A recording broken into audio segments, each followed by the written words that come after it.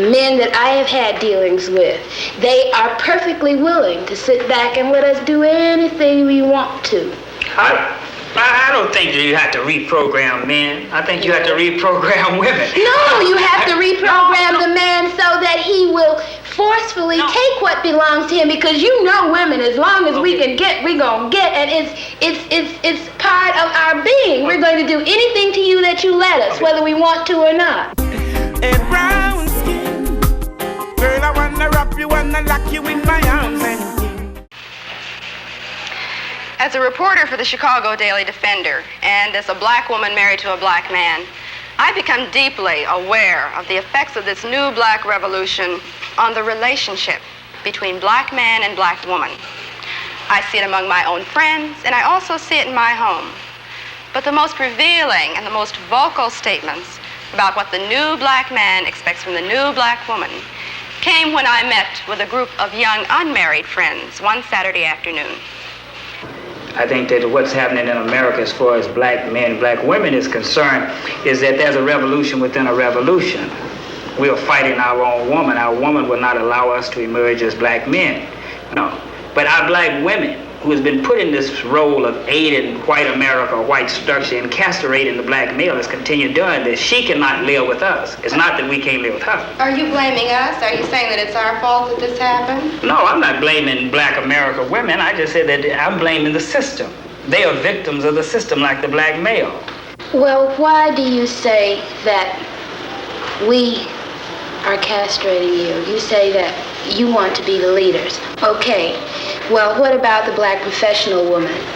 Are you saying that there should be no black professional woman? Are you trying to deny black women the right to be creative, the right to function? We're not asking for you to take a back seat. We're saying that you have got to be astute enough and can view the situation well enough where you just automatically know what your role is and step back. And whenever you want to have that aggressive thing, this is the thing that the young black man today is not going to tolerate. My old man tolerated it because his old man tolerated it. It came up for years and years and years. But today, the young black man is not going to take it. He's going to be out there as a leader. White America has used black women to keep the black male in his place. And you're still aiding him by saying, well, we are qualified, we want to work, we can help. Okay, how are you going to reprogram men so that they don't let us take over what's supposed to be their responsibility? And men that I have had dealings with, they are perfectly willing to sit back and let us do anything we want to.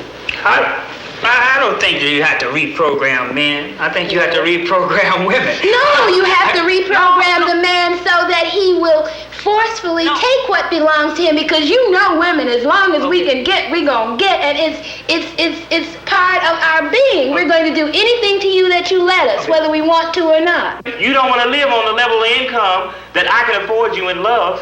Me, on the basis of that, you want to always be aspiring to have all those things that's a part of the great middle-class white American society, and because I can't deliver these things to you, you say that you are not a man.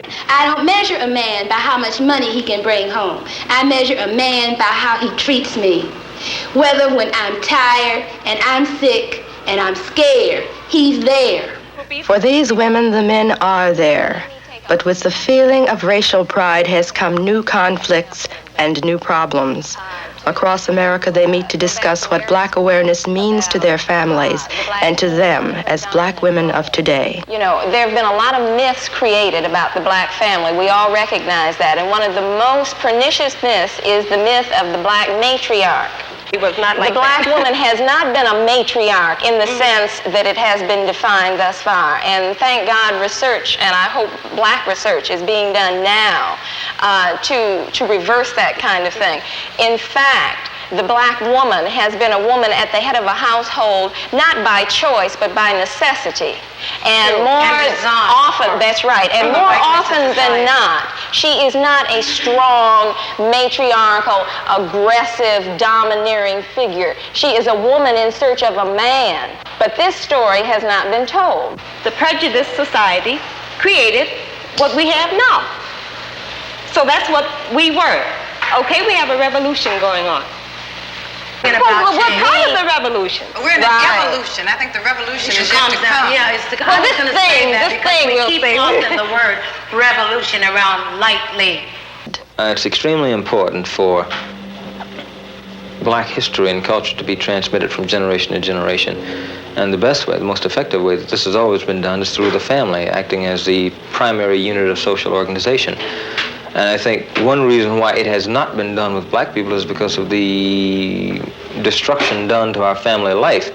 So this certainly has to be one function of the black marriage, to begin to reemphasize and to pick up the thread of Afro-American history and culture that has been left off generations ago when Africans were sold into slavery, when the family unit was purposely destroyed.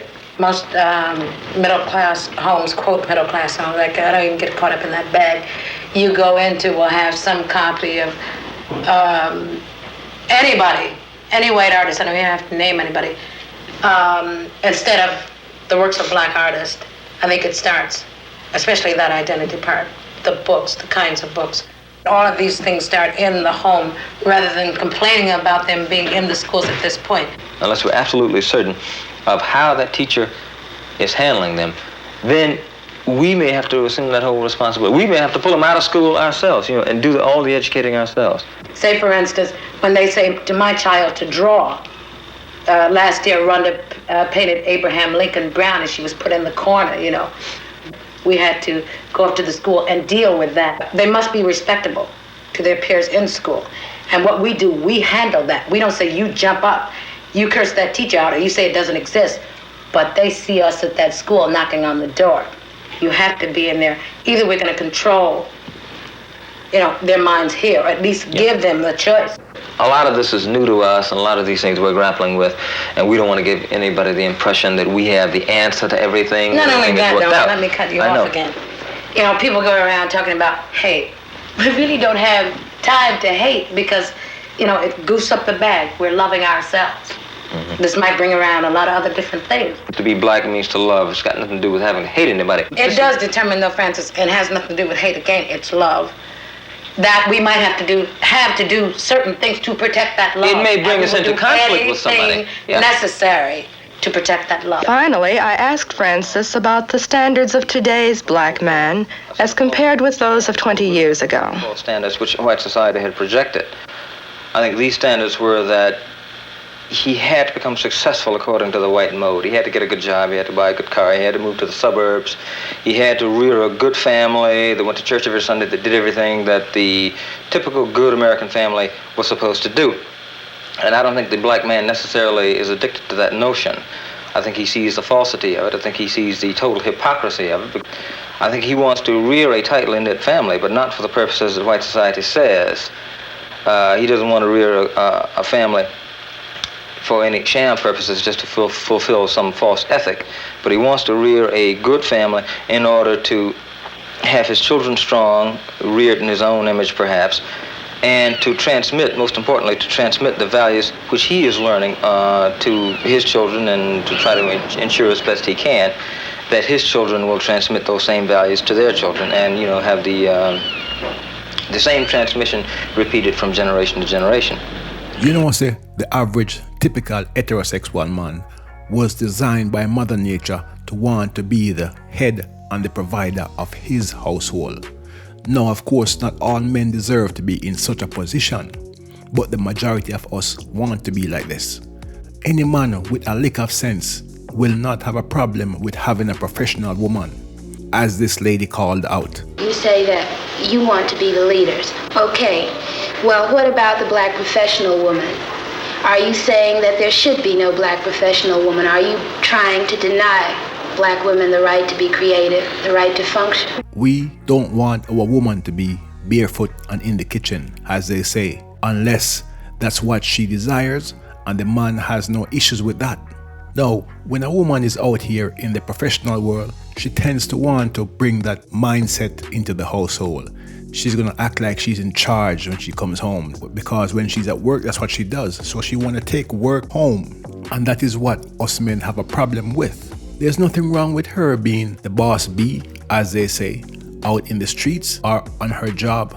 But when she comes home to me, all of that boss stuff must be left at the front door. You cannot have two bulls in one pen, brethren. See?